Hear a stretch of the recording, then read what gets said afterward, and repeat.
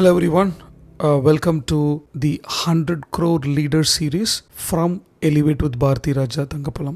Well, இன்னைக்கு நம்ம ஒரு இன்ட்ரெஸ்டிங்கான டாப்பிக்கை பற்றி பார்க்க போகிறோம்.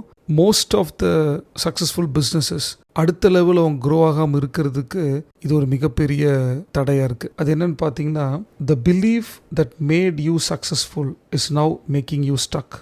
இந்த வாசகம் எனக்கு ரொம்ப பிடிச்சிருந்தது.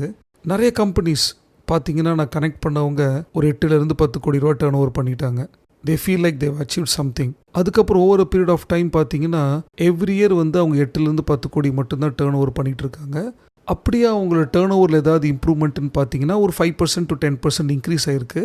Which is iterative in nature, not exponential growth. Iterative in நேச்சர்னா ஃபர்ஸ்ட் இயர் இப்போ 8 கோடி பண்ணியிருக்காங்கன்னா நெக்ஸ்ட் இயர் 8.5 crore, அடுத்த இயர் 9 crore, அடுத்து 9.5 crores இவ்வளோ தான் பண்ணியிருக்காங்க. அந்த 8 crores அப்படிங்கிறது ஒரு 14 crore, ஒரு 16 crore, 20 crore அந்த மாதிரி க்ரோ ஆகலை. அதில் என்னோட மேஜர் ஃபைண்டிங் என்ன இருக்குன்னு பார்த்தீங்கன்னா, most of the CXOs got struck. அடுத்த ஸ்டேஜுக்கு போகாமல் ஸ்ட்ரக் ஆகிருக்காங்க. எந்த இடத்துல? அவங்களோட பிலீவ்னா அவங்க உருவாக்கி வச்சிருக்கிற நம்பிக்கை. அவங்க ஒரு விதமான ஸ்ட்ராட்டஜியை பில்ட் பண்ணி தன்னோட பிஸ்னஸை ஸ்க்ராட்சில் இருந்து ஒரு 10 crore 20 crore எடுத்துகிட்டு வந்துட்டாங்க. அப்போ அவங்க ஒரு கைண்ட் ஆஃப் ஸ்ட்ராட்டஜி கிரியேட் பண்ணாங்க. அந்த ஸ்ட்ராட்டஜியை அவங்க ரொம்ப நம்பினாங்க. அதை நம்பினதுனால அவங்களால வேகமாக ஒரு இடத்துக்கு வர முடிஞ்சிச்சு. அவங்க எதை மறந்துடுறாங்கன்னா, எந்த ஸ்ட்ராட்டஜியாக இருந்தாலும் சரி, எந்த பிலீவாக இருந்தாலும் சரி, அதுக்கு ஒரு எக்ஸ்பைரி டேட் இருக்குது. அவங்க என்ன நினச்சிடுறாங்க, இந்த நம்பிக்கைக்கு எக்ஸ்பைரி டேட்டே இல்லைன்றாங்க. நம்ம சாதாரணமாக ஒரு ப்ராடக்ட்டோ சர்வீஸோ எடுத்தால் கூட அதுக்கு மேனுஃபேக்சரிங் டேட் இருக்குது, எக்ஸ்பைரி டேட் இருக்குது. அப்போ நிச்சயமாக நம்மளோட ஸ்ட்ராட்டஜிக்கும் நம்மளோட நம்பிக்கைகளுக்கும் கூட கண்டிப்பாக ஒரு எக்ஸ்பைரி டேட் இருக்கும் தானே. அதை நம்ம மறந்துடுறோம். அதுதான் மிகப்பெரிய ப்ராப்ளமாக இருக்குது. அது அவங்கள ரொம்ப ரிலக்டண்ட்டாக வச்சுக்குது. புதுசாக எந்த விதமான நம்பிக்கைகளையும் அவங்க அக்செப்ட் பண்ணிக்கிறதுக்கு ரெடியாக இல்லை. லிசன் பண்ணுறது கூட அவங்க டைம் கொடுக்கறது இல்லை. அவங்க நினச்சிக்கிறாங்க அவங்க ஸ்க்ராட்ச்லேருந்து எப்படி பில்ட் பண்ணி வந்தாங்களோ அந்த ஸ்ட்ராட்டஜியும் அந்த பிலீஃபுமே போதும், இவங்களுடைய பிஸ்னஸை 0 to 10 கொண்டு வந்த மாதிரி 10 to 20 எடுத்துகிட்டு போயிடலாம்னு நினைக்கிறாங்க. அதுதான் அவங்க மாற்றிக்க வேண்டியது. 0 to 10 கொண்டு வரதுக்கு நீங்கள் பயன்படுத்த நம்பிக்கைகளோ ஸ்ட்ராட்டஜியோ 10 to 20 போகிறதுக்கு ஹெல்ப் பண்ணாது.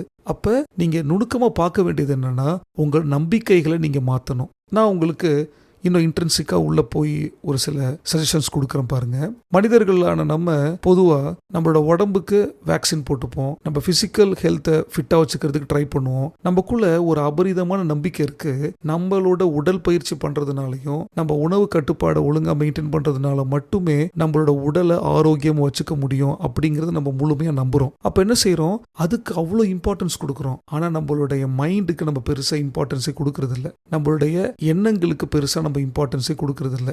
எந்த அளவுக்கு நம்ம ஃபிசிக்கல் ஃபிட்னஸ்க்கு இம்பார்ட்டன்ஸ் கொடுக்குறோமோ அதுக்கு ஈக்குவலண்ட்டாக நம்மளோட எண்ணங்களுக்கும் நம்ம இம்பார்ட்டன்ஸ் கொடுக்கணும். அது மாதிரி தான் கொடுத்தா எப்படி நம்ம வாழ்க்கை சிறப்பாக இருக்குமோ அதே மாதிரி தான் பிஸ்னஸும். ஸோ நம்ம பிஸ்னஸில் எக்ஸ்பொனென்ஷியலாக க்ரோ ஆகணும் அப்படின்னு விரும்பணும்னா நம்மளோட பிலீஃப் நம்பிக்கைகளையும் நம்ம கிரியேட் பண்ணி வச்சிருக்கிற ஸ்ட்ராட்டஜியையும் மாற்றிக்கிட்டே இருக்கணும். நான் உங்ககிட்ட ஃபர்ஸ்ட் எபிசோடில் சொன்ன மாதிரி ஃபண்டமெண்டலை சேஞ்ச் பண்ணக்கூடாது, ஆனால் ட்ரெண்டை மாற்றிக்கிட்டே இருக்கணும். ஃபண்டமெண்டல் அப்படிங்கிறது உங்கள் பிஸ்னஸை நீங்கள் க்ரோ பண்ணும்போது எதனால உங்ககிட்ட கஸ்டமர் வந்தாங்க அப்படிங்கிறது உங்கள் ஃபண்டமெண்டல். ஏதோ ஒரு விஷயத்துக்காக வந்திருப்பாங்க. நீங்கள் ஒரு விதமான குவாலிட்டியான ப்ராடக்ட்டை கொடுத்துருப்பீங்க, இல்லை காம்படிட்டிவ் ப்ரைஸுக்கு கொடுத்துருப்பீங்க. அப்படி இல்லைன்னா மற்றவங்க யாருமே கொடுக்க முடியாத ஆக்சசபிலிட்டியை நீங்கள் உங்கள் கஸ்டமருக்கு கொடுத்துருந்துருப்பீங்க. எது வேணாலும் இருந்திருக்கலாம். அது உங்களோட ஃபண்டமெண்டல். ஆனால் ட்ரெண்ட் அப்படிங்கிறது நீங்கள் என்ன ஸ்ட்ராட்டஜி பண்ணீங்க, நீங்கள் என்ன மாதிரி பிலீஃப்ஸை உங்கள் கஸ்டமர்ஸ்க்கு உருவாக்குனீங்க, இது எல்லாமே உங்களோட ட்ரெண்டில் வரும்.